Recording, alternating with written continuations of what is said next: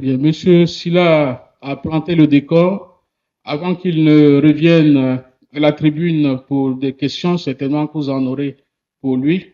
Eh bien, réservez-les pour tout à l'heure, parce que juste après Monsieur Silla, nous allons écouter également une grande dame de la com et des médias aujourd'hui en Afrique. Cette dame, ben, j'étais le nom pour le moment, Russell m'a devancé, mais j'étais son nom. Elle est directrice régionale Afrique de l'Ouest pour le groupe Havas et à la tête de la filiale ivoirienne de ce groupe international. Reconnue pour son expertise digitale, Aurélie Diary a d'abord fait ses armes au sein du géant de la publicité Havas Afrique à Paris, gravissant les rangs et les échelons pour devenir Digital Director en l'espace de 5 ans. Un poste stratégique où elle supervisait les campagnes marketing digitales dans 24 pays. C'est en Côte d'Ivoire qu'elle déploie aujourd'hui tous ses talents. Depuis sa nomination en 2021 à la tête d'Avas Côte d'Ivoire, elle n'a eu de cesse de faire rayonner l'agence. Et sous son impulsion, de grosses références comme Betclic, Bic et Wave ont rejoint le portefeuille client. Un succès qui est récompensé par 2 sélections consécutives, excusez du peu, dans le prestigieux classement Choiseul des leaders économiques français de moins de 40 ans. Sa vision, c'est la créativité.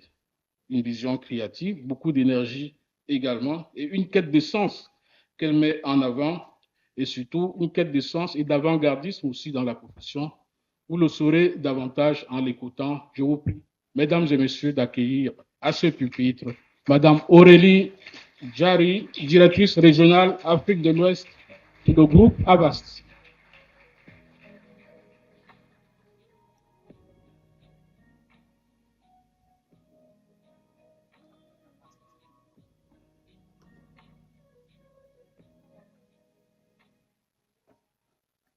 Bonjour à tous. Merci beaucoup pour cette invitation et je voulais m'arrêter principalement pour remercier Russell pour ce sujet qui me tient profondément à cœur. Très difficile de passer après monsieur, parce que vous avez vraiment tout dit. Donc là, ça nous rajoute une pression supplémentaire. En effet, ce sujet est très important parce qu'à une époque où on parle tous de data, d'intelligence artificielle, d'automatisation, je pense qu'il est important de rappeler que la performance naît d'abord d'un talent humain et pas d'une machine. Ce qui rend puissants ces outils, c'est l'humain qui les pilote avant tout, parce que c'est toujours un talent humain qui, grâce à une écoute attentive, comprend justement la problématique d'un client, arrive à le challenger parfois, ressent une tendance, pose un regard justement sur la société, capte une émotion, capte une intuition, qui je pense est un élément fondamental dans notre métier.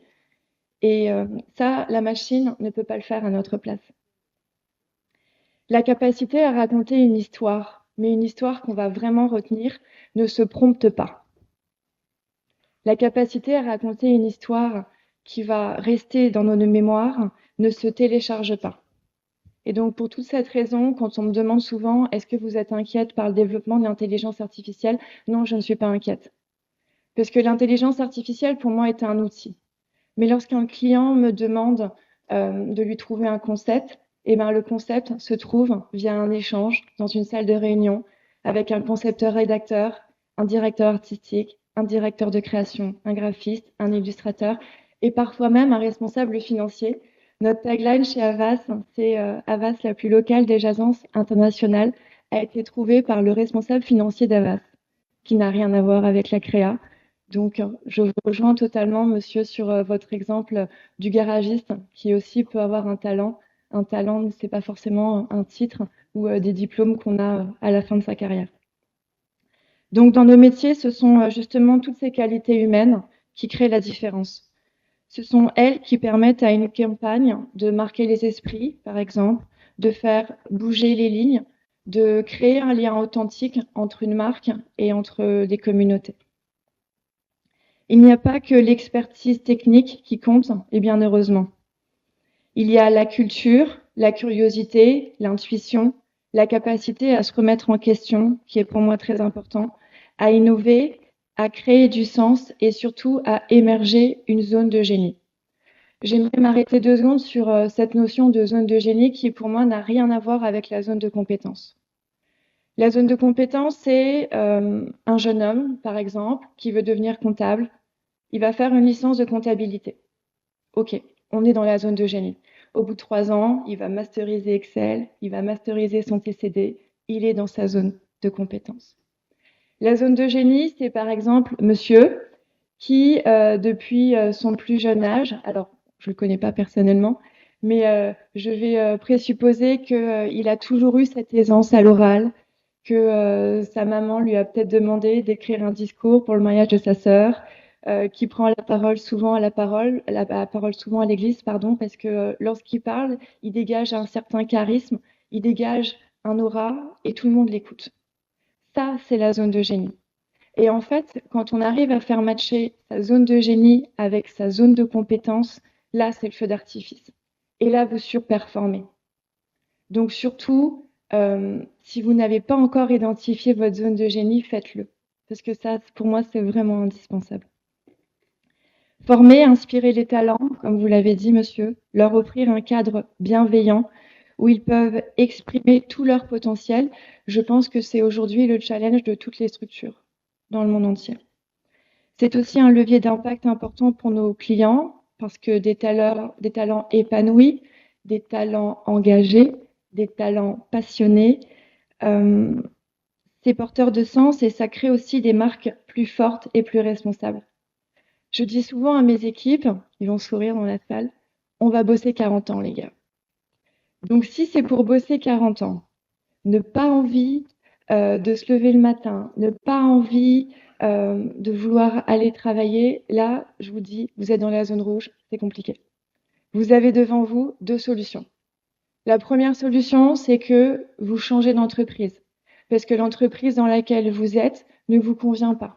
Vous n'aimez pas le management, vous n'aimez pas l'ambiance, vous n'aimez pas la politique de l'entreprise, pas de problème, faut partir. La deuxième solution, c'est que vous n'avez pas forcément pris le bon job. Et c'est pas grave. On peut tous changer de job. Mais surtout, je vous en supplie, ne restez pas dans ce tunnel, parce que rester dans ce tunnel pendant 40 ans quand on n'est pas bien et qu'on n'a pas envie de se lever le matin, c'est très compliqué. C'est très compliqué et 40 ans, ça va être très long, voire même ça va être très douloureux. Donc si votre unique objectif dans la vie, c'est de vous lever le matin, d'aller bosser, de récupérer votre salaire à la fin du mois pour aller payer les factures CIE, SODECI, ça va pas le faire. Je dis pas qu'il faut pas payer ses factures. Je dis juste que ça peut pas devenir une mission de vie. C'est pas possible. Donc en résumé, nous pouvons être très bien accompagnés par des outils, par de l'IA, par de la data, mais très honnêtement, sans talent humain, je pense que tout cela reste silencieux. Voilà, merci beaucoup.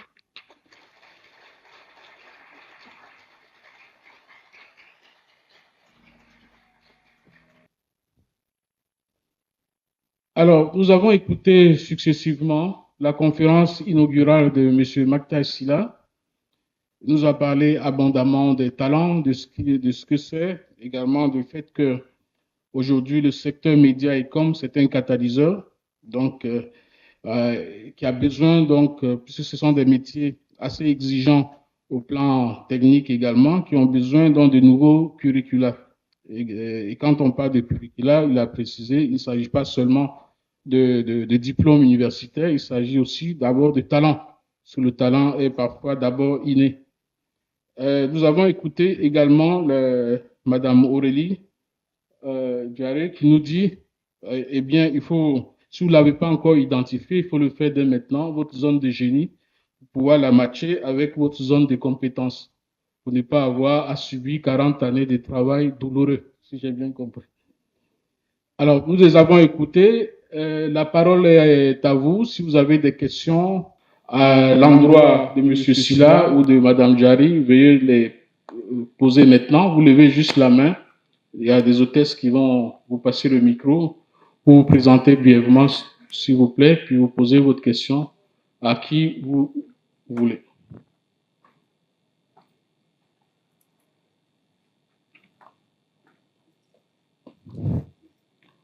Personne pour commencer? Si je vois une main dans le fond de la salle.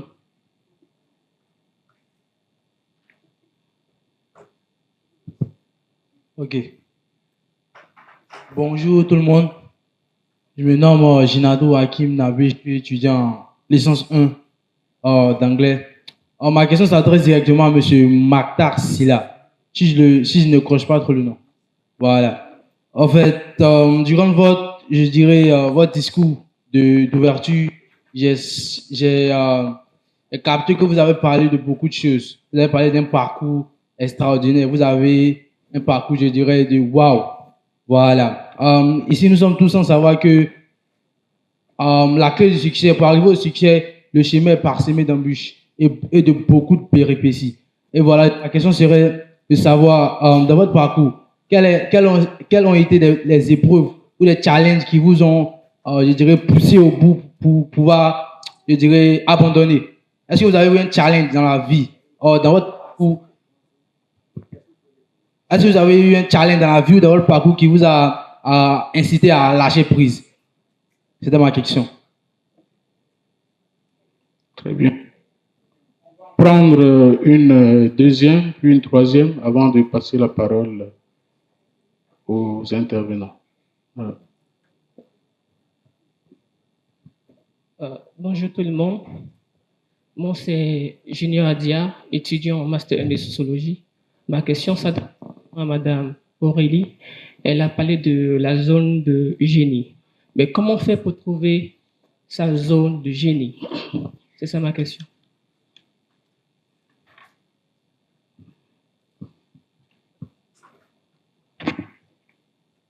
Voilà, une troisième main à droite.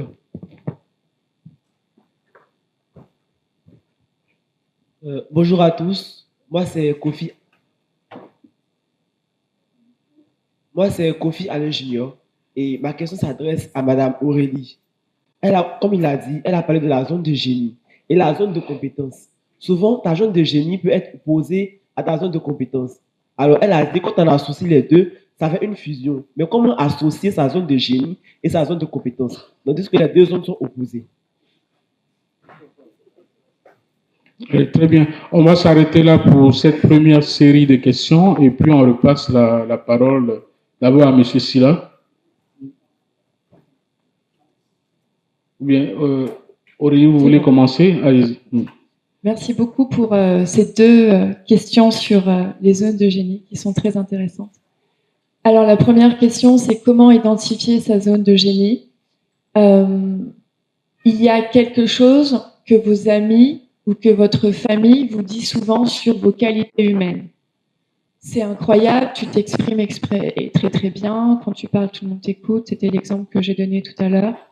Ou ah mais tiens, mais comment tu sais ça? Comment tu as pu développer cette intuition? Tu sais toujours tout avant tout le monde. Il y a forcément des choses qu'on vous a dit dans votre vie. Et ça, c'est pas un hasard. Ça, justement, c'est votre zone de génie. Et c'est aussi le rôle du manager, donc dans la future entreprise dans laquelle vous allez travailler, qui doit identifier la zone de génie de ses collaborateurs. Par exemple, lorsque je fais des entretiens d'embauche, très honnêtement, je regarde lecture en Z, le CV sur les écoles et l'expérience. Les 5 premières secondes, je vais vous serrer la main, je vais vous regarder dans les yeux et je vais savoir, du moins j'essaye, de capter quelle va être votre zone de génie. Est-ce que ça va être la prise de parole en public? Est-ce que ça va être l'intelligence émotionnelle? Est-ce que ça va être une intuition, un 6e sens qui va être surdéveloppé? Et en fonction de votre zone de génie, je vais savoir ce que vous allez faire dans l'entreprise. Il y a parfois des candidats que je reçois pour un poste et en fait, au bout de 15 minutes d'échange, je leur dis, là, vous avez postulé pour être, je dis n'importe quoi, concepteur-rédacteur, mais en fait, vous devez absolument faire des PR ou vous devez absolument faire du community management ou d'influence marketing. Et là, la personne me dit, non, j'ai pas fait d'études dans ça, j'ai aucune expérience.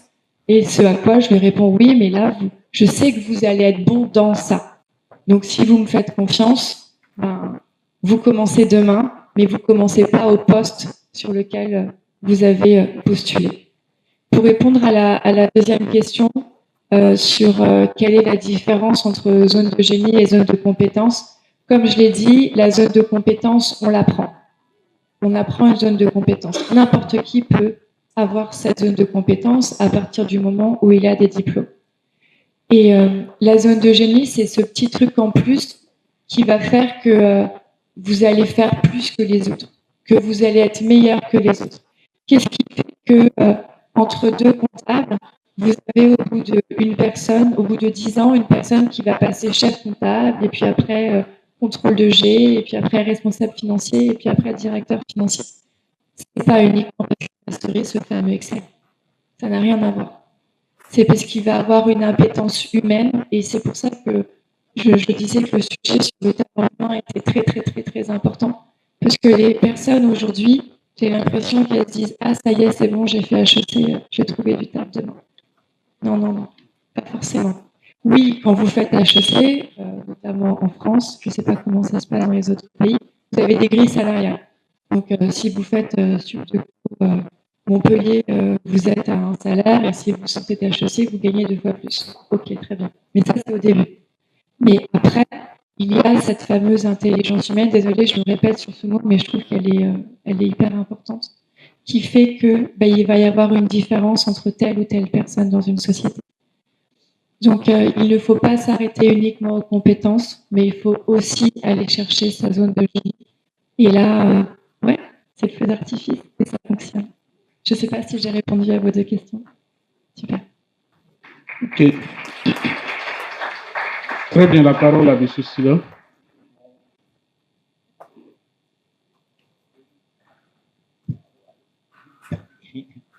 Oui, pour, j'allais dire, mon jeune collègue angliciste, c'est très bien, il y a beaucoup d'anglicistes dans la salle. Bonjour, c'est à vous. Donc, abandonner, jamais. Je vais vous dire tout simplement, tout simplement pourquoi.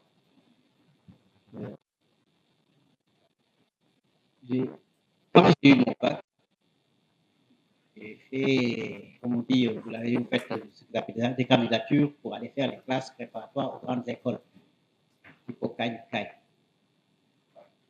Je choisis, parce que j'avais une sœur qui était là-bas, je choisis d'aller à Reims plutôt que de rester à Paris. Je vais à Reims, voilà. Pas parce qu'il y avait du champagne, mais justement, j'étais avec des enfants des Champenois. Parce que les classes préparatoires, c'est très élitiste. On est 20 étudiants. C'était la première fois qu'un Africain, qu'un Noir, accédait à cette place à Reims. C'était en 1974. J'ai eu mon bac à 18 ans. Le professeur de Géo, au bout d'un mois, tout ça, me dit, vous savez, je pensais que vous étiez venu en touriste. Effectivement, j'étais avec des gens qui venaient avec leur chauffeur, mon gars blanc, des Piper FC, Pico Constardin, etc. Et j'étais obligé, parce que la bourse de l'époque, vous achetez un livre, vous ne vivez pas le reste du mois. C'est des classes très élitistes. Pompidou est sorti de ça, Sartre, etc. Comment il s'appelle encore, Suleiman Bachir Gagne. Donc j'étais obligé pendant les vacances de travailler ce qu'on appelait à l'époque l'ossation de qui est de budget. Et je suis un ouvrier spécialisé en verrerie.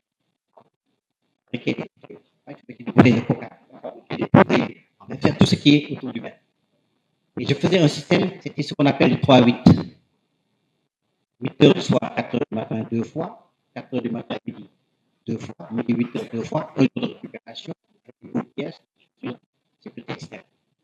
Dans l'environnement où j'étais, avec le froid, Raymond, etc., tout ça, j'aurais pu faire. Mais la raison fondamentale pour laquelle également, sans mes parents, mon père, il finançait les études, et mon père, qui est un enseignant reconnu au Sénégal, qui a élevé le président Abdoulaye Wade, etc. Donc, lui qui avait un système, quand vous êtes premier ex aequo, vous êtes battu. J'avais pas d'autre option que de continuer. C'est vrai, il y a eu des difficultés, il y a des périodes absolument difficiles, compris jusqu'à présent. Et c'est ce que je disais tout à l'heure. La vie, c'est pas un long fleuve. Les gens ne voient que le produit fini. Quand on raconte le parcours, ce que les gens ont pu vivre en quelquefois frustration, en injustice, en découragement, etc. Mais chaque fois, il faut prendre ces choses à faire véritablement un levier. Mais également une chose qui est fondamentale, c'est la foi. La foi. Au-delà de tout, c'est la foi. Avoir foi que son destin, il est là. C'est le Tout-Puissant qui est là, qui décide. Vous vous battez, vous faites tout ce qu'il faut faire. Soit vous faites ça, soit vous allez atterrir, vous laissez tomber. Et bien là, c'est votre propre responsabilité qui s'en fait. Donc, ne vous découragez jamais. Quand partout il y a un problème, il y a une solution. Elle peut être immédiate, elle peut prendre beaucoup de temps. Il faut apprendre également la patience, surtout pour la jeunesse actuelle. Il y a tendance à être très, très, très pressé, tout de suite, etc. Non. Les choses sont construites petit à petit. Moi, quand j'ai sorti, donc rentré au Sénégal, ça, j'ai commencé ma carrière. Quand j'ai commencé à enseigner, je n'étais pas déjà enseigné à l'université à l'époque. Je n'ai même pas commencé à Diop pour pouvoir, à la RTS, avec un doctorat, juriste, j'ai commencé à 45 000 francs CFA. Pendant un an. Avant aller à 150 000. Donc, pour vous dire que ce n'est pas tout de suite. Quelquefois, il faut prendre ces choses-là comme un apprentissage. Vous pouvez vous former. Parce que quelquefois, vous sortez, si j'étais sorti et que tout de suite, comme certains, on vous met, voilà, on en passe 500 000 francs à l'époque, etc. Vous pouvez aller dans des travers, dans des déviances, que vous sortez de votre part. Il faut accepter son destin. Comme je dis, l'intelligence est la chose la plus partagée, la plus populaire. L'environnement également. C'est vrai, il y a des gens qui sont dans des environnements, qui sont avec de bonnes cuillères, ils ont un environnement que d'autres n'ont pas. Je connais des jeunes Sénégalais, des jeunes Africains, partout. J'ai fait toute l'Afrique. Qui, le soir, vont sur les réverbères des rues pour pouvoir apprendre leurs leçons, ou qu'ils sont à la lumière d'une bougie. Certains sont dans des trucs climatisés, etc. Ce n'est pas important. Parce qu'au bout du compte, quand on voit aujourd'hui les gens qui réussissent, il y a beaucoup d'exemples dans le monde. Il y a des gens qui n'avaient ni chauffeur qui les amenait à l'école, ni voiture, qui avaient peut-être quelquefois même pas de quoi s'acheter 2 ou 3 vêtements dans l'année, etc., mais qui ont réussi. Ne vous découragez jamais. En avant, en avant, en avant.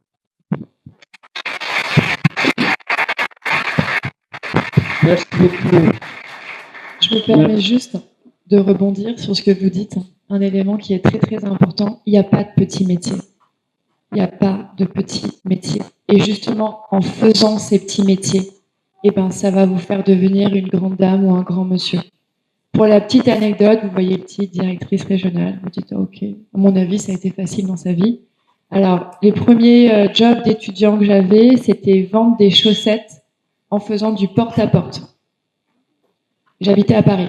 Donc, à Paris, c'est pas forcément simple de rentrer dans les immeubles parce que vous avez la première porte avec le digicode.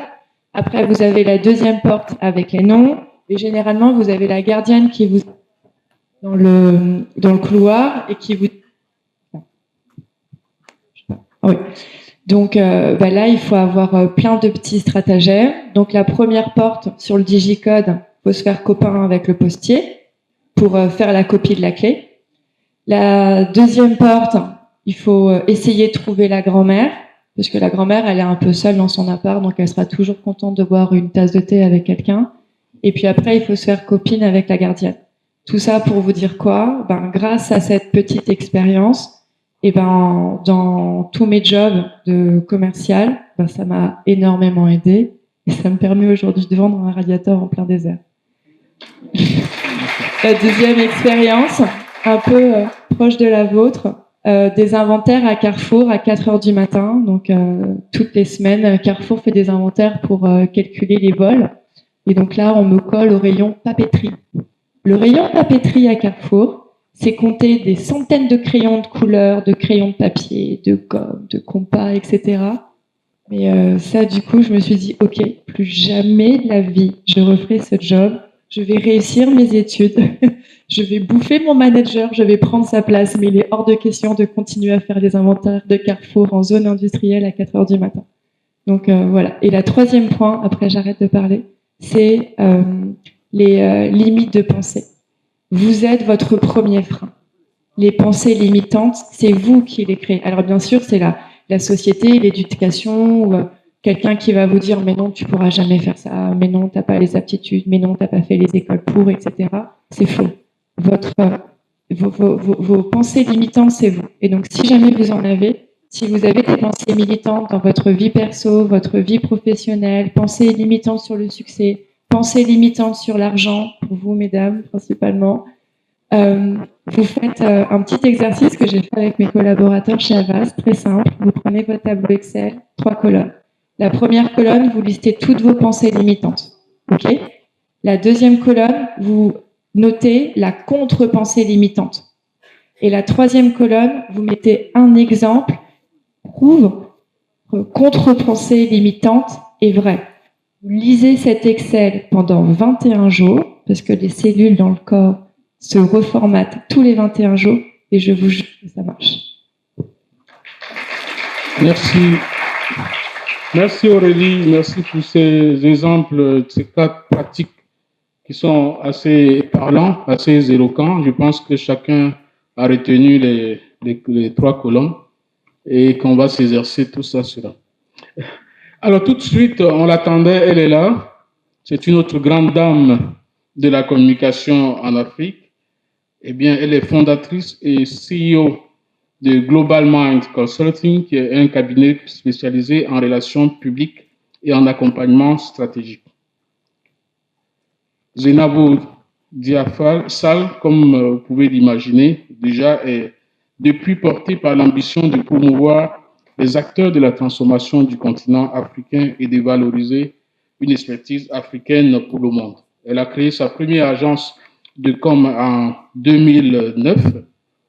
J'espère que c'est exact. Elle rectifiera si ce n'est pas le cas. En 2009, elle a créé dans sa première agence qui s'appelait Global Emergence, qui était basée entre Washington, D.C. et Paris.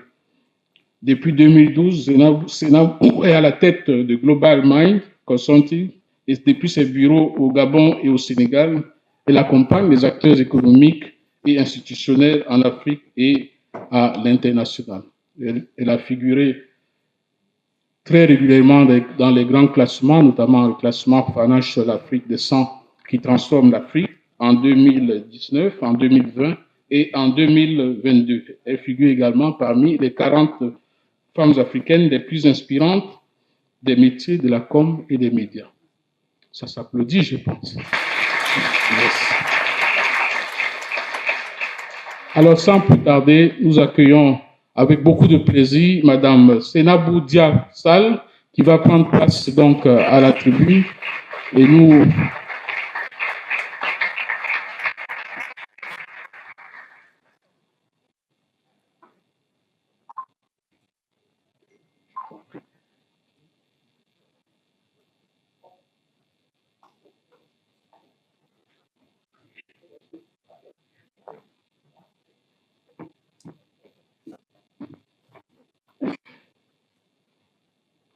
Alors, Zainabou, le thème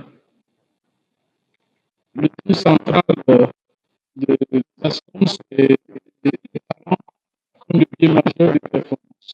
Nous avons écouté tout à l'heure successivement tout ceci-là pour sa brillante conférence inaugurale sur le sujet, puis Mme Aurélie Djari, qui est la directrice régionale de Avast Africa Côte d'Ivoire. Zainabou Sall, qu'est-ce que ça vous inspire, cette thématique? Comment vous gérez la question des talents à Global Mind Consulting? Merci beaucoup. Déjà, je suis ravie d'être avec vous. Je pense que sur cette question des talents, c'est un sujet et qui est très bien choisi. Donc, bravo, Michel, à toi et à tes équipes, parce que je pense qu'on gagne à investir davantage sur cette question-là si on peut vraiment se développer sur le continent. Alors, avec ta permission, je vais essayer de réagir à cette question et je pense que l'essentiel a déjà été dit par mes frères. Et je commencerai peut-être par un élément qui reflète, à mon avis, beaucoup de ce qui a été dit s'agissant de la question des talents. Et avec la permission du maître de cérémonie, je me rapprocherai peut-être du pupitre pour aborder un point spécifique qui me semble être aussi déterminant sur ce type de plateforme de rencontre et d'échange. les talents, pour moi, ça résonne comme étant une réalité qui est sous-estimée sur notre continent. En réalité, on passe notre temps à croiser des gens qui nous inspirent et des gens qui nous font comprendre à quel point notre destin, non seulement il est à notre portée, mais c'est à nous de faire ce qu'il y a à faire, à œuvrer, à travailler pour faire en sorte qu'on puisse se dépasser et atteindre plus que les limites que l'on se fixe, c'est les dépasser finalement. Et que tout est possible à partir du moment où on s'en donne les moyens. Et ça me donne l'opportunité de partager ma propre expérience et de rappeler à quel point nous sommes chanceux d'avoir des profils comme le grand monsieur qui est assis à côté de moi, Matar Sylla. Je vais vous demander de l'applaudir parce que ce qu'on sait très peu sur son parcours, c'est qu'il a été l'un des premiers Africains à intégrer et à diriger un média international tel que TV5. Et je pense que ça fait partie de ce que j'appelle, moi, des petites victoires. Parce que quand on a un acteur qui a son expertise, son expérience, son talent à ce niveau-là, mais ça permet de diffuser, de distiller les messages que nous voulons envoyer sur l'Afrique. Ça permet de mieux refléter, de manière juste beaucoup plus objective, la réalité de ce que nous faisons sur le continent. Et je pense que ça s'applaudit. La deuxième raison pour laquelle, effectivement, je pense que on gagne aujourd'hui à parler de ce sujet-là, c'est que, malheureusement, on a un peu de tout et que ce métier qui a historiquement toujours été extrêmement exigeant, on voit qu'avec l'apparition des IA, on voit qu'avec l'apparition, j'allais dire, de nouveaux phénomènes qui ont tendance à laisser croire qu'on apprend son métier en regardant la télé ou qu'on apprend son métier en regardant Internet ou en faisant un plan de com bateau ou en prenant un Mercator, c'est différent. Il y a deux choses sur lesquelles, à mon avis, il faut qu'on investisse davantage. La première chose, c'est bien sûr, c'est la formation. Il faut se former. Et je pense qu'on a aujourd'hui des espaces qui nous permettent aujourd'hui de former des communicants de talent, des journalistes de talent et de toucher tous les métiers de la communication. Il faut leur donner de la force. Il faut qu'ils aient davantage de moyens et il faut qu'ils travaillent de manière beaucoup plus étroite avec les entreprises pour pouvoir faire en sorte que les personnes qui sont formées aujourd'hui correspondent aux besoins de demain. Et le deuxième élément qui est tout aussi important, à mon sens, c'est fondamentalement, et j'allais même dire de manière intrinsèque, la nécessité de nous faire confiance. Arrêtons d'être dans des schémas où ce sont les autres qui viennent nous dire comment on doit faire la communication, comment on doit s'exprimer, comment on doit se positionner. On a des talents qui sont ici, on a des viviers qui sont présents sur le continent africain, il faut leur faire confiance, il faut leur donner les moyens de pouvoir se vendre et de valoriser l'Afrique que nous connaissons. Donc voilà ce que je pourrais juste brièvement, parce que je ne voulais pas être dans la redite de ce qui a été dit avec talent, je pense, déjà ce matin sur cette question-là. Et avec votre autorisation, je vais peut-être insister sur un aspect qui me paraît important, donc je peux me mettre. Oui. Ah, ici? Très bien. Vous pouvez utiliser ce pupitre.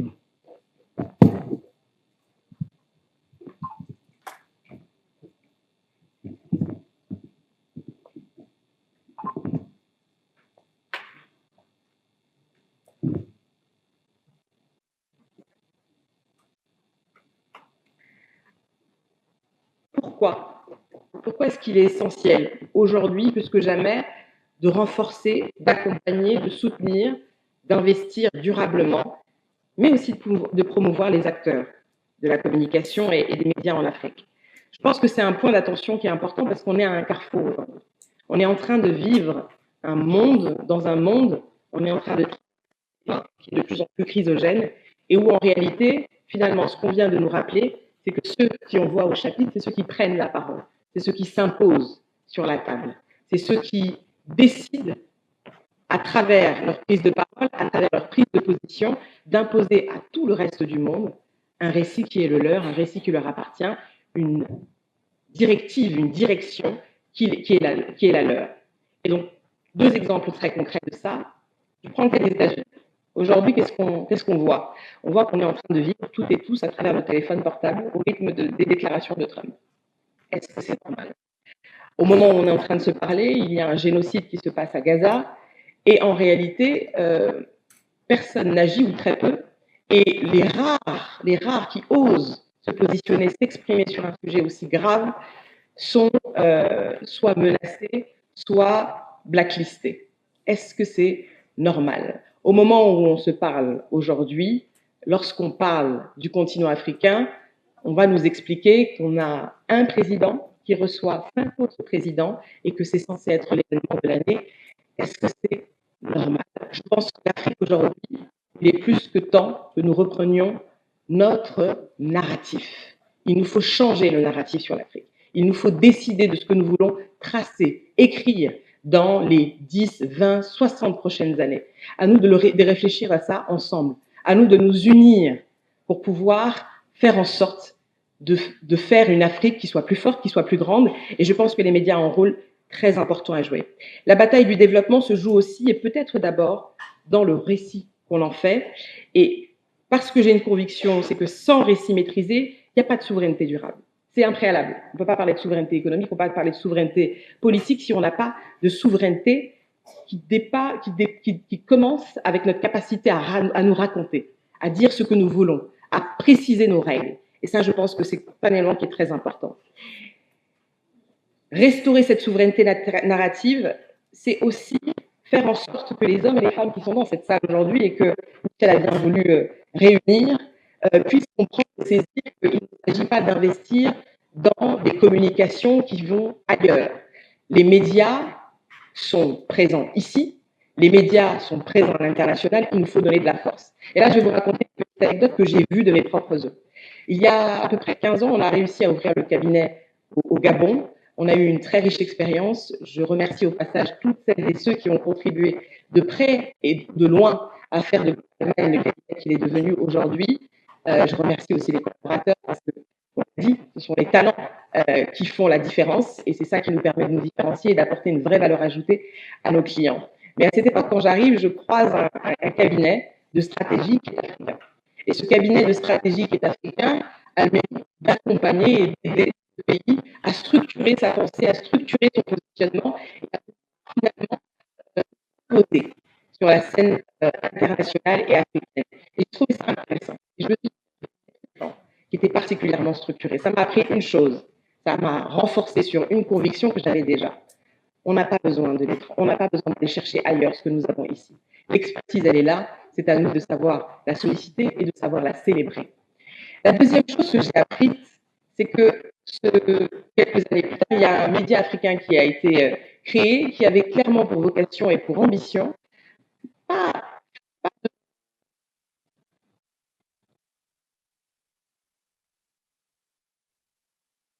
au Gabon, mais qui avait un positionnement assumé de communiquer et de valoriser toutes les success stories africaines à l'échelle de notre continent. Et ce talent-là, ce génie-là, il nous donne une leçon importante. Il nous apprend qu'on ne doit pas réfléchir de manière individuelle ou sur le pays. On doit réfléchir de manière collégiale. On doit valoriser ces stories, ce qui se passe de bien sur l'ensemble du continent, non seulement parce que ça fait partie de notre responsabilité, mais surtout parce que c'est la meilleure manière d'inspirer. La jeune fille qui est à bout du raceau et qui dit, en fait, finalement, comme je ne suis pas née et que je suis toujours en train d'apprendre à la lumière de la bougie ou en dessous d'un réverbère, je n'ai pas de chance de réussir. Là, si tu peux réussir. Et ça, tu vas le voir en regardant des médias comme Afrique 24, comme la Belle TV a eu l'ambition de le faire aussi, comme Vox Africa et d'autres médias qui gagnent à être renforcés. La dernière chose que je voudrais partager avec vous pour ne pas être trop longue et laisser le temps aussi peut-être aux questions et à la suite du programme, c'est que changer le narratif sur notre continent, ça n'est pas une option, c'est une obligation. Et les personnes qui sont ici ce matin doivent peut-être prendre en considération le fait qu'il ne s'agit pas d'attendre les grandes victoires, de devenir un champion continental, capable de rivaliser avec le reste du monde, pour se dire qu'à ce moment-là, je saurai communiquer. Ce que vous êtes en train de faire, les initiatives que vous êtes en train de prendre tout de suite et maintenant, elles gagnent à être valorisées, à être amplifiées. Et il ne s'agit pas non plus de moyens. Des fois, avec un peu de moyens, et on le voit avec l'extraordinaire outil que représente le digital, vous pouvez communiquer, vous pouvez toucher énormément de monde. Vous pouvez vous raconter, vous pouvez partager vos réalités, vous pouvez partager le pourquoi vous avez décidé de vous lancer dans l'agriculture et de transformer le coton.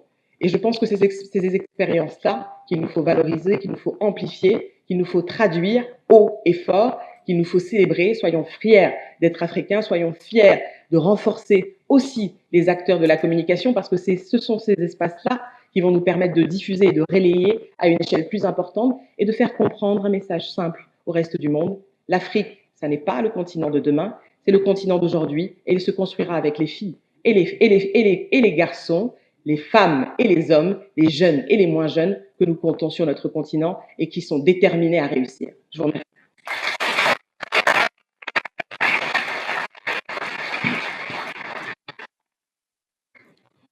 Merci pour ce message très enthousiaste pour les talents africains. Ils sont nombreux. M. Silla disait tout à l'heure, quand on parle d'Afrique, on parle généralement des richesses africaines, des richesses du sous-sol. Et la première richesse, elle est bien humaine, c'est le talent africain. Ce talent-là, vous avez choisi de le valoriser. Bravo à vous. Encore félicitations, s'il vous plaît, pour Sénapo avant.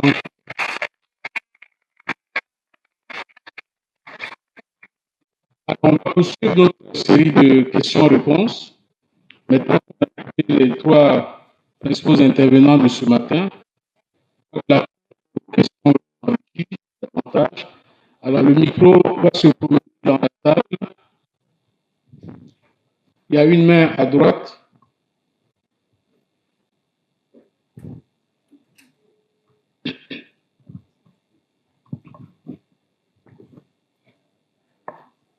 Bonjour à tous. Je suis Blechi Daniel, chargé de communication digitale. Déjà, j'aimerais remercier les panélistes qui nous ont édifiés aujourd'hui. Ma question c'est la suivante. Est-ce que vous pouvez nous faire l'analyse de l'écosystème de la communication en Afrique et comment est-ce que nos jeunes talents, jeunes étudiants, jeunes diplômés dans ce domaine ou dans d'autres domaines pouvons-nous innover, voire même dépasser d'autres personnes, d'autres continents de façon précise en fait. Merci.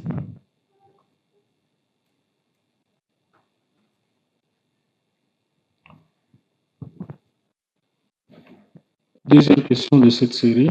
Ok, bonjour à tous. J'espère que vous allez bien. Je suis Idrissa Guillouamda, bien évidemment étudiant en sciences économiques et gestion, et aussi passionné par la communication. Donc, ma question va à l'attention de M. Maktar.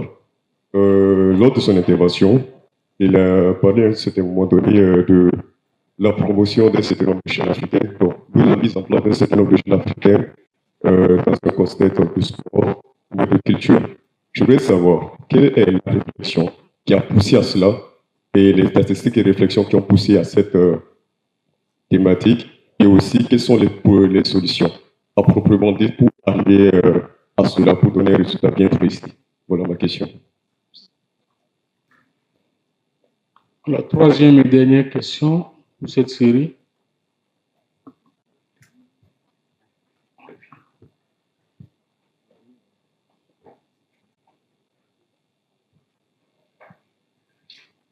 Bonjour à tous. Je suis Rania Irié, étudiant en mathématiques.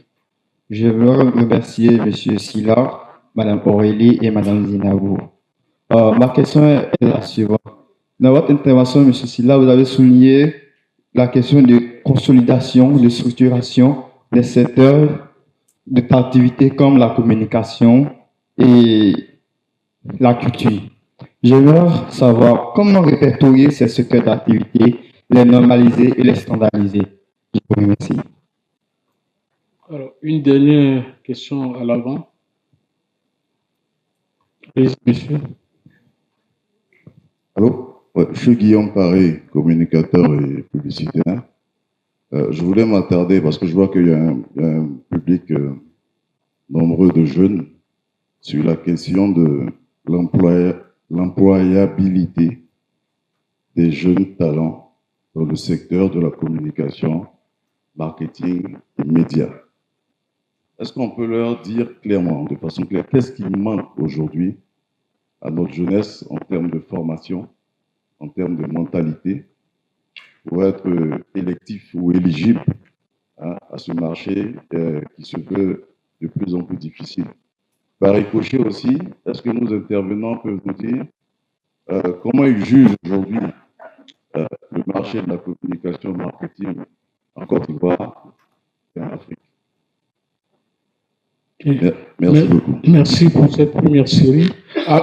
Avant d'aller plus loin, de donner la parole aux intervenants, eh bien, nous allons laisser le soin à l'autorité de la commune dans laquelle nous sommes situés de bien vouloir prendre la parole. Il s'agit de Madame Kwasi Lydie, qui est conseillère municipale et qui représente ici Monsieur le maire du plateau. Est-ce que Madame Kwasi Lydie est là? Oui. S'il vous plaît.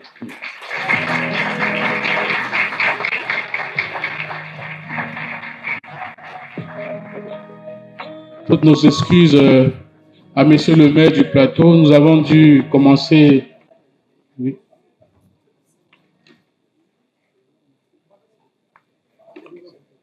Je ne vois pas bien, mais je vais essayer.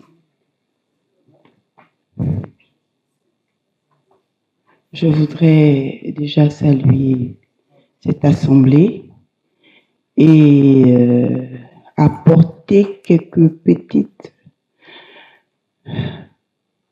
compléments de ce que mes prédécesseurs ont dit tout à l'heure, parce que c'est vraiment intéressant. Alors, avant de faire mon discours, évidemment, je voudrais dire aux jeunes, pour réussir, il faut être déterminé. Ne jamais se décourager. Apprendre, cela va vous conduire à une réussite totale. Je suis une preuve moi-même ici. Maintenant, je vais lire mon discours.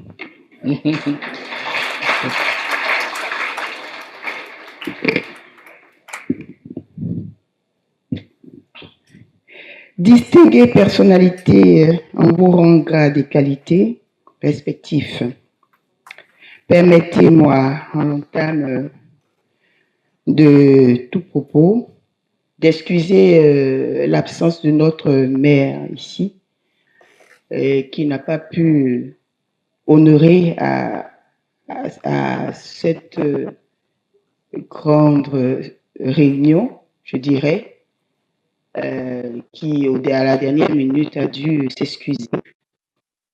Donc, me choisissant comme étant la responsable de la commune du plateau en tant que magistrate, alors je dirais, Monsieur Jacques Gabriel me permet aujourd'hui ici de m'exprimer devant cette auguste assemblée. Et vous dire grand merci d'avoir choisi la commune du plateau pour cette grande réunion. Mesdames et messieurs, cet événement désormais incontournable s'impose comme un espace de réflexion stratégique et d'innovation. Il illustre l'importance croissante de la communication dans la dynamique de transformation et de performance des organisations, qu'elles soient publiques ou privées. Pour cette 12e édition, le thème retenu, les talents, le levier majeur de performance, nous rappelle que dans l'économie moderne, la richesse humaine est le capital le plus précieux. Mais un talent, lorsqu'il n'est pas détecté, valorisé ou mis en lumière, reste un potentiel inexporté. C'est précisément là que la communication joue un rôle, celui de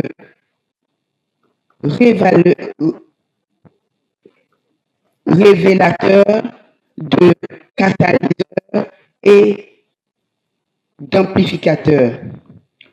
Une stratégie de communication bien pensée, alignée sur les ambitions d'une organisation, permet non seulement d'attirer des meilleurs profits, mais aussi les fidéliser, les mobiliser et les rayonner. La commune du Plateau, cœur économique et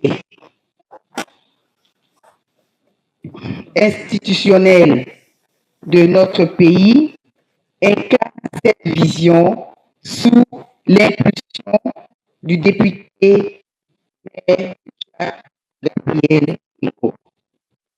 Nous devons chaque jour à bâtir une vie moderne, inclusive et attractive, une véritable cité de talent où la communication est bien plus qu'un outil.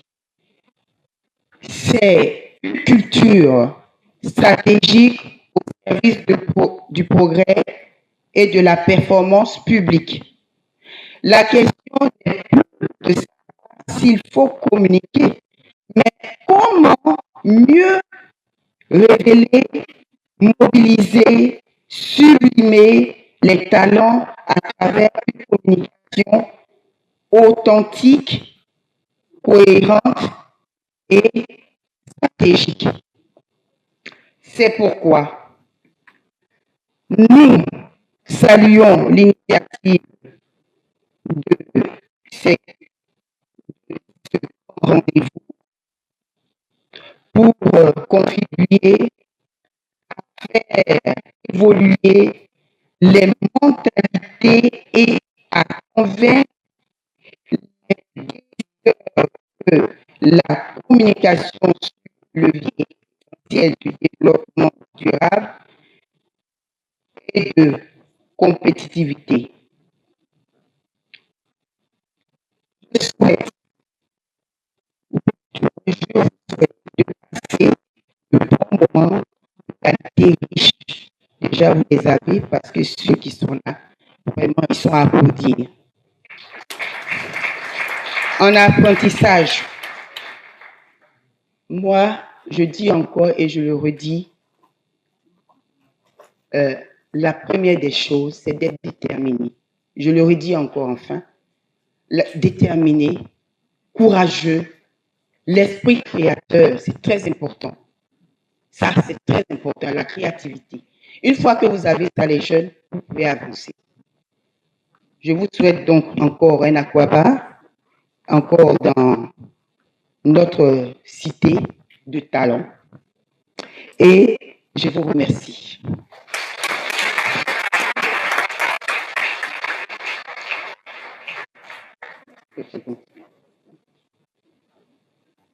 D'accord.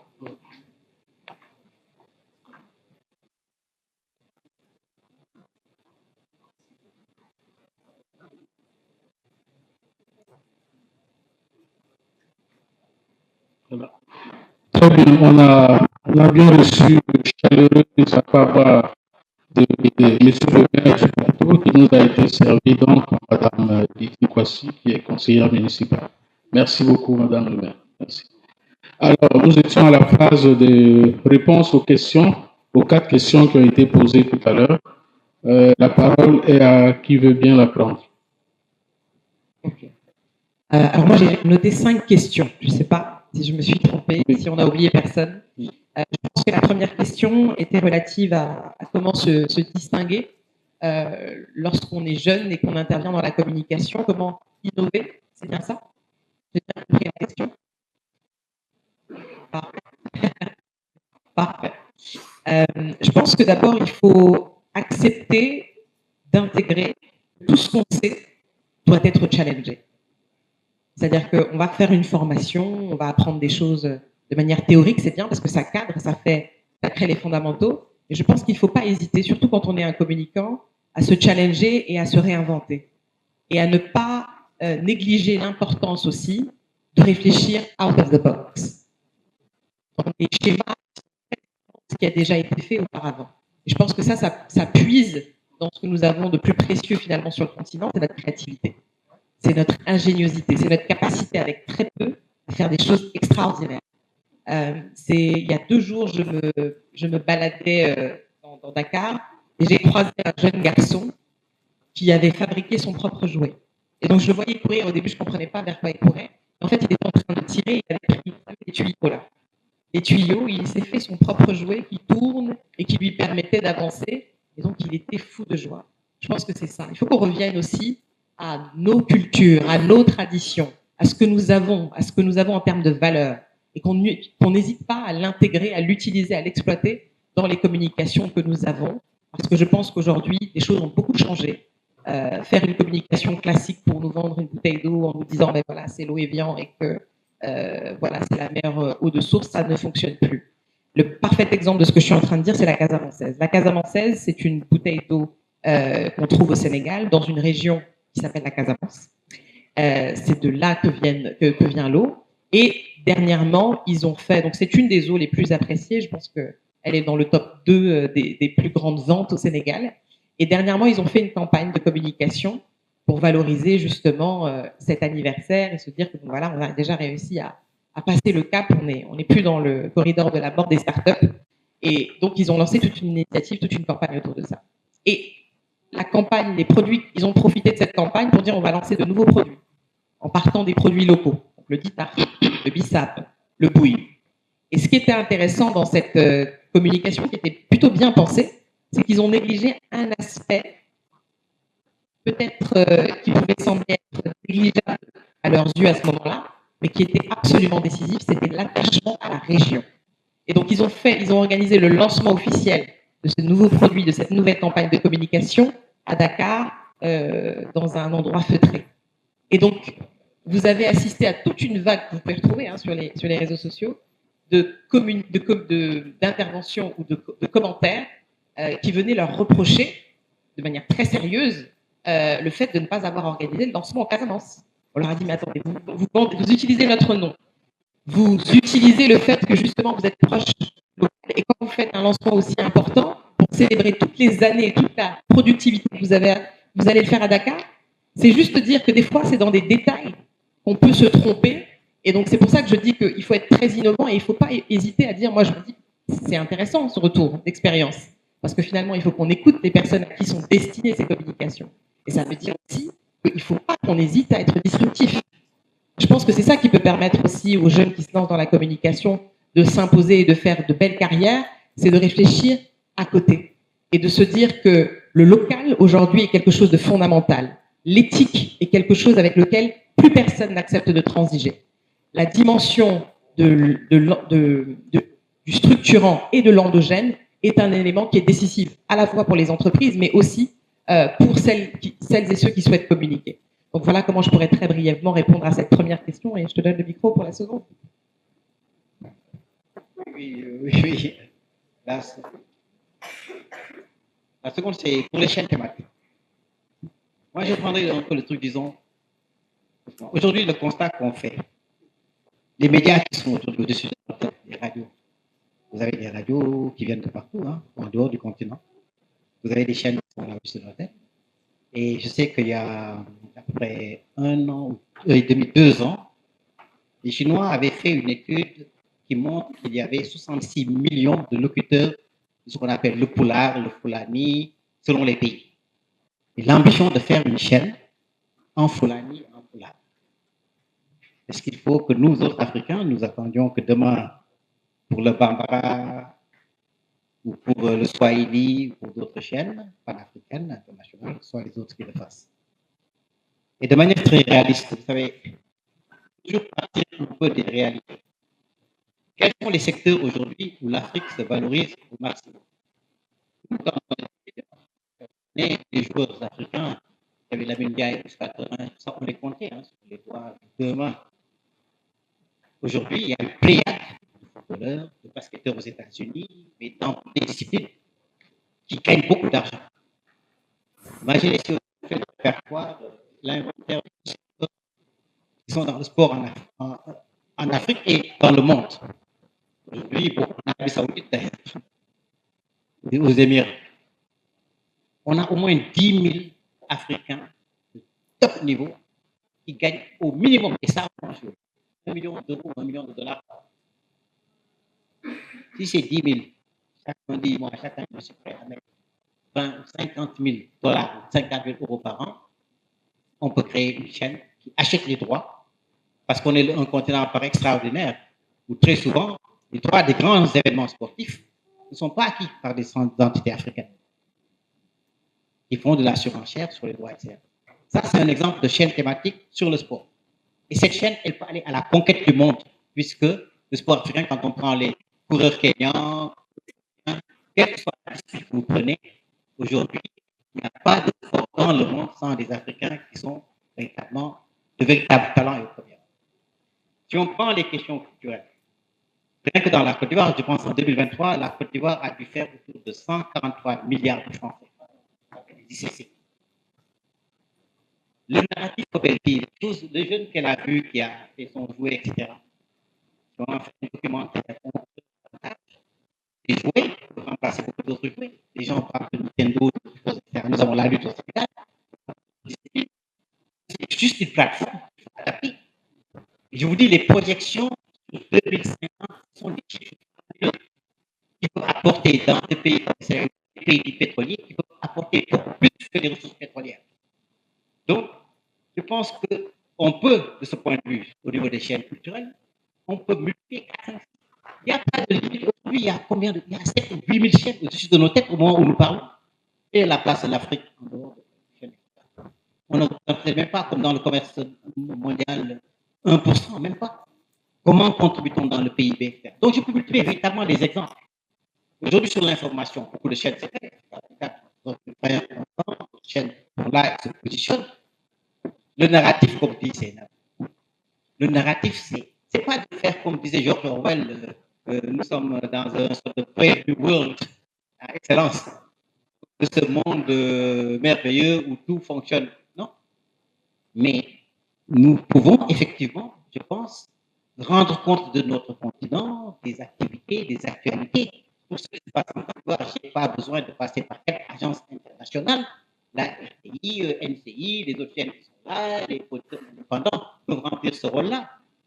Aujourd'hui, pour mettre également en valeur, moi, en tout cas, ce que j'essaie de faire sur ma chaîne, et je vais contribuer beaucoup d'ailleurs, j'ai des livres de l'Afrique,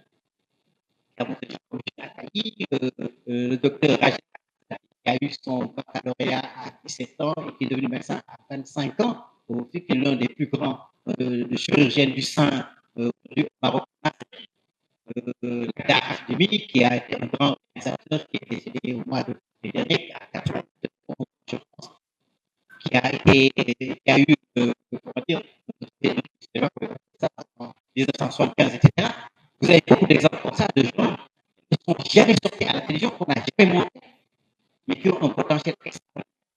Est-ce que nous ne devons pas avoir à côté de la politique?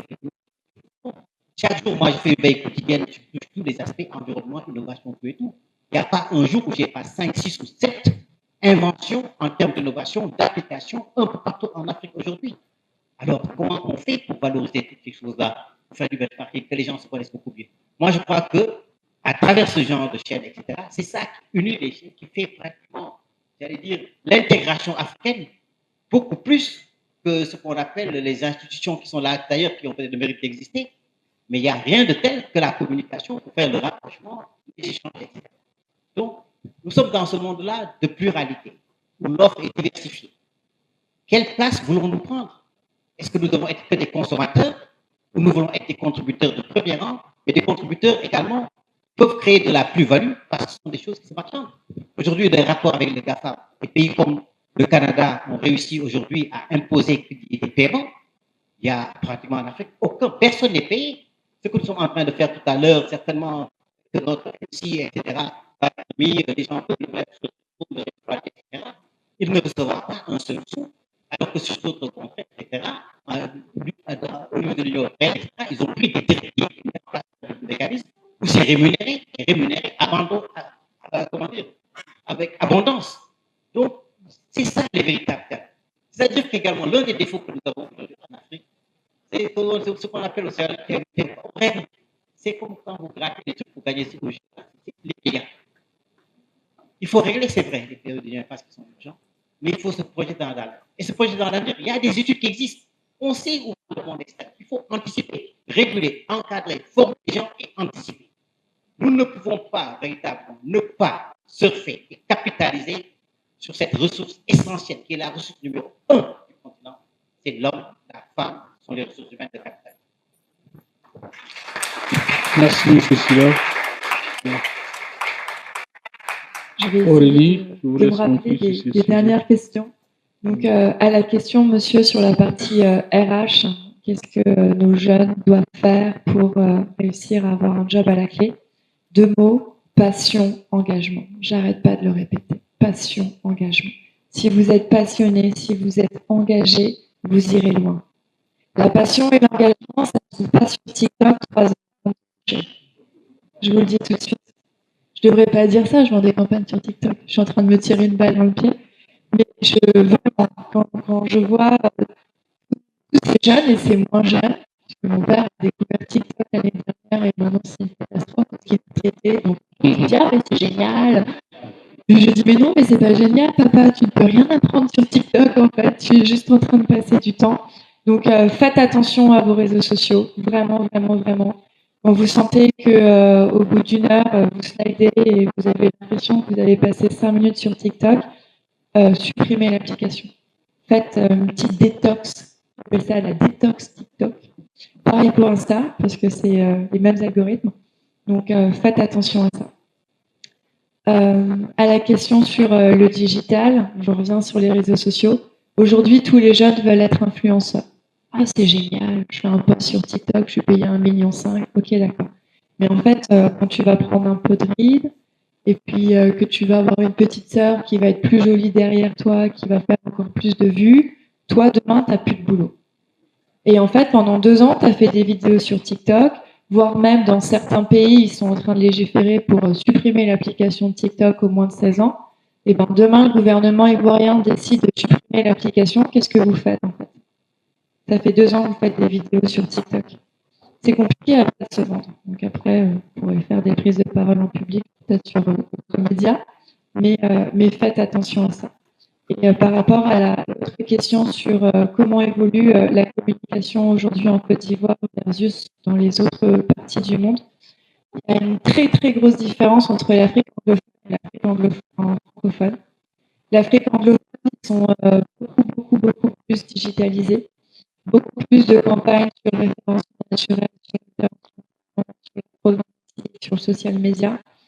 Sur le franco, on a un peu plus de mal qui me disent je ne me vois pas, du coup la campagne n'a pas été lancée.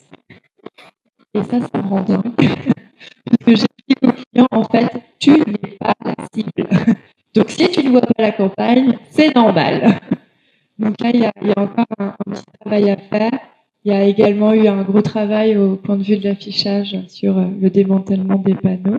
Ne parlons pas de sujets qui fâchent aujourd'hui. Donc, les investissements ont été revus de la part des annonceurs avec une augmentation des investissements sur les pixels. L'année prochaine. La télé marche toujours très bien. La presse, beaucoup plus compliquée. Beaucoup plus compliquée. Et puis après, vous avez toute la partie community management, influence marketing, sponsoring, partenariat, où on voit les investissements qui augmentent. C'est pas compliqué. Tous les ans, je fais x2 sur les investissements en community management, influence marketing. Parce qu'aujourd'hui, on se rend compte, comme vous l'avez très bien dit, madame, il suffit pas juste d'une campagne publicitaire pour faire la promotion d'Awa qui va faire qu'on va acheter la bouteille d'Awa. Si vous avez en revanche plusieurs personnes sur les réseaux sociaux qui vous font des commentaires positifs sur cette Wawa, vous avez un relais grâce aux relations presse, relations publiques, forcément ça a un peu plus de poids que de faire juste un 4x3 dans un budget. Donc je ne sais pas si j'ai... question qui portait sur la consolidation. Comment est-ce qu'on doit consolider et renforcer le secteur de la communication? Je pense que c'est ce qu'on est en train de faire en fait en venant aux ASCOM. Je crois que c'est une belle initiative que Michel a lancée il y a déjà plus de 13 ans. Hein, 18 ans, oh là là, ça te rajeunit pas. Je crois qu'on peut au passage l'applaudir. Parce que je sais que de cœur et beaucoup de passion avec cette équipe, mais c'est pas une aventure facile. Et c'est aussi une invitation peut-être à ce que nous puissions comprendre l'importance d'avoir ce type de plateforme. Je vois que dans le public que nous avons, levez la main ceux qui ont moins de 30 ans, si vous voulez bien lever la main. Voilà. Michel, tu as réuni l'avenir de la communication ici. Et donc, ça veut dire que des plateformes comme celle-ci, non seulement elles vous permettent de comprendre quelles sont les grandes évolutions, quelles sont les grandes tendances, mais surtout, c'est ça mon invitation, à réfléchir à l'avenir de ce métier-là. Qu'est-ce qui n'existe pas et que nous devons créer ensemble? Qu'est-ce qui n'existe pas et dont nous allons avoir besoin pour porter, accompagner les transformations qui sont en train de s'opérer sur notre continent? Et c'est pour ça que j'insiste là-dessus. Il faut que vous soyez dans une logique disruptive, prospective, de se dire on ne reste pas sur les acquis, on ne reste pas dans la facilité, on va aller se challenger, on va aller regarder et créer ce qu'on est capable de faire. Et en fait, c'est à notre portée, parce que de plus en plus, même les inventeurs, les Américains qui restent des fois dans leur chambre, qui n'ont même pas de connexion Internet, mais qui arrivent à se débrouiller pour nous développer des applications qui permettent aujourd'hui de traduire n'importe quel contenu dans différentes langues vernaculaires. C'est un exploit. Ils sont dans la Silicon Valley. Et ça veut dire qu'on est capable de ce génie-là, on est capable de penser à l'Afrique que nous voulons demain et nous sommes aussi en mesure de la mettre en place. Donc, célébrons les plateformes comme les ASCOM et comme toutes les initiatives qui finalement permettent de parler des vrais sujets de fond qui sont importants. Là, aujourd'hui, on parle des talents. Demain, ce sera probablement un autre sujet, mais qui nous invite aussi à nous, nous remettre en question. Parce que tout n'est pas bien fait. Il faut qu'on se le dise aussi. On ne va pas dépeindre ici un plateau de la communication comme si c'était... Non, il y a des challenges, il y a des défis. Et dans les défis que je vois, j'ai assisté, je devais intervenir sur une activité, et en sortant de cette activité, je croise 4 journalistes qui m'attendent et ils me disent vraiment, vous avez porté les sujets, c'est ça, l'Afrique doit se penser par elle-même, etc. Et je vois et je comprends qu'il y a quelque chose qui n'est pas géré. Et je me souviens de quelque chose que moi-même j'ai vécu en devant gérer des campagnes en Afrique. C'est que très souvent, les journalistes, quand ils viennent assister à vos événements, on ne leur donne pas un budget à la rédaction pour dire, OK, tu vas prendre ton transport pour venir et arriver. Donc ils arrivent, mais ils savent pas comment ils repartent. Surtout quand l'événement finit beaucoup plus tard, ils doivent se débrouiller. J'ai compris ça. Et ça veut dire une chose importante. Comment est-ce qu'on veut parler de confiance? Comment est-ce qu'on veut parler de leadership? Comment est-ce qu'on veut parler de devenir des acteurs et puis des spectateurs quand on n'est pas capable nous-mêmes de nous respecter? Quand on n'est pas capable d'investir et de mettre les moyens qui existent, parce qu'ils existent, on les voit passer, souvent ils traversent la mer Méditerranée. Et on passe nous des heures et des heures à essayer de convaincre nos clients, nos partenaires, pour leur dire que, parce que c'est ça notre combat. Global Mind Consulting, c'est de travailler sur le changement du narratif en Afrique. On veut montrer ces acteurs et ces actrices de la transformation économique, culturelle, institutionnelle. Et ma conviction personnelle, c'est que je ne suis pas en train de dire qu'il ne faut pas communiquer à l'international. Ça peut être pertinent en fonction des objectifs. Mais ne négligeons pas le poids et l'importance de ce type de fora et de nos médias pour pouvoir où on peut dire les choses telles que nous les pensons, parce que les autres l'ont compris. Vous regardez en Russie, Russia Today, vous regardez au Moyen-Orient. Vous imaginez s'il y a 20 ans, ils n'avaient pas fait preuve de vision pour dire on va lancer, on va créer, on va impulser ce type de plateforme, mais aujourd'hui, ils ne pourraient plus s'exprimer. La seule voix qu'on entendrait, c'est celle de France Télévisions. C'est celle de BFM. Et donc, ce dictat-là, on doit le refuser, mais ça passe non seulement par la réflexion collective, mais notre capacité à travailler tout de suite, ensemble, à créer l'avenir de notre continent. Merci beaucoup, merci M. Silla. Le micro, ce sera le mot de la fin parce que Le sujet est très intéressant, mais notre conférence tire à sa fin. Monsieur Silla, s'il Oui, vous tout à plaît. fait. En tout cas, moi, je voudrais vraiment saluer un peu, encore une fois, cette rencontre d'interaction, d'échange, où on apprend. Et en fait, le véritable défi aujourd'hui, c'est de construire, de consolider un écosystème médiatique panafricain performant. Et cela passe par tout ce que l'on a dit, par la régulation, par les textes, ça passe par la viabilité économique, ça passe également par la formation, ça passe par la protection sociale, ça passe par les technologies, mais ça passe également tout et tout par les contenus. Tout ce qu'on dit là, c'est bien d'avoir de belles autoroutes si on n'a pas des véhicules qui peuvent rouler dessus, ou si on a de vieilles au Sénégal, ça ne sert à rien de faire une autoroute pour rouler à l'heure. Donc, c'est véritablement un vrai défi, c'est le défi des contenus. Si on puisse nos potentialités dans les opportunités qu'on a dans le continent, notamment dans le domaine de l'agriculture. Je vais donner un dernier exemple. Tout le monde, vous connaissez le Monopoly. Pourquoi on ne pourrait pas avoir le Monopoly panafricain? On dit, voilà, quand on quitte pour prendre l'avion, aller de Nairobi pour Abidjan, puis quel fleuve on traverse, etc. Quand on arrive, quelle est la langue que les gens parlent, voilà.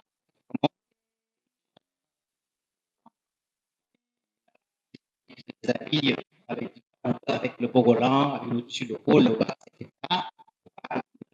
Au là-bas, avoir une Triangle du Sénégal, avoir une Poulani, donc c'est ça, et je pense qu'il n'y a pas de limite. The sky is the limit, comme on dit. Il faut croire en ces possibilités. Il ne faut pas avoir de complexe, ni de supériorité, ni d'infériorité, et apprendre des leçons, des échecs, bâtir, avancer, parce qu'on n'a pas d'autre choix. Nous ne pouvons pas le continent qui a toutes ces opportunités, ces potentialités humaines, démographiques, là où le monde est en train de vieillir. Avoir cette jeunesse, être vraiment, moi, je suis un partisan du panafricanisme, je suis un partisan de aujourd'hui, Madame Rudy qui est là, son amour pour l'Afrique, en quelque sorte, il est au-delà de ce que nous représentons. C'est ni une question de couleur, ni une question de sexe, ni une question de nationalité. Nous devons bâtir ensemble avec tous les gens qui veulent être partie de cette aventure. Et aujourd'hui, les médias, encore une fois, les médias, il faut continuer à se battre. Les médias sont le catalyseur qui permettra à cette étude. On veut réussir les politiques publiques. Si on a les médias qu'il faut, avec les contenus qu'il faut, avec les gens qu'il faut, avec les histoires qu'il faut, les narratifs qu'il faut, c'est là où on arrivera effectivement à soulever toutes les montagnes et progressivement à construire une Afrique intégrée, ancrée dans ses valeurs, ouverte à l'extérieur, qui, comme le disait apportera son à sa banquet universelle du commerce. Là, il n'y a pas meilleure conclusion que celle-là, et bien avec la on soulèvera. Nous avons appris beaucoup avec cette thématique des aujourd'hui qui sont véritablement, on vous a entendu sur tous ces sujets aujourd'hui, des talents qui sont aujourd'hui sans conteste actifs, immatériels, critiques qu'il nous faut pour pouvoir avancer dans le secteur de la com et des médias comme dans d'autres. Et il nous faut, Madame Sénago,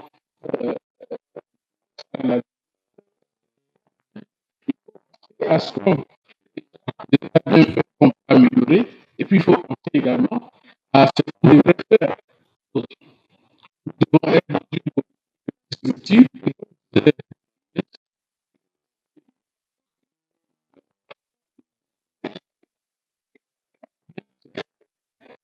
Si nous voulons obtenir quelque chose qu'on n'a jamais eu, il nous faut faire quelque chose qu'on n'a jamais fait.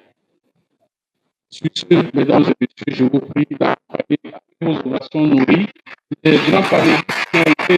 Il faut accompagner le MC.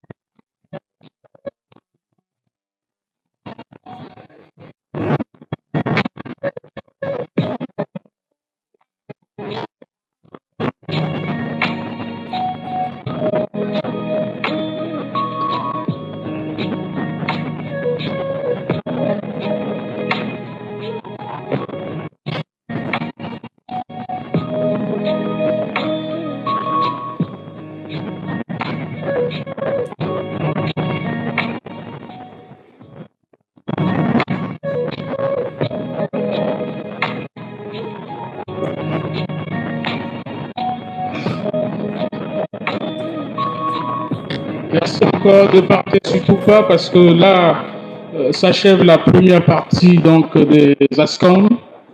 Excellence, et pas maintenant, parce que la deuxième partie commence, qui est celle des awards.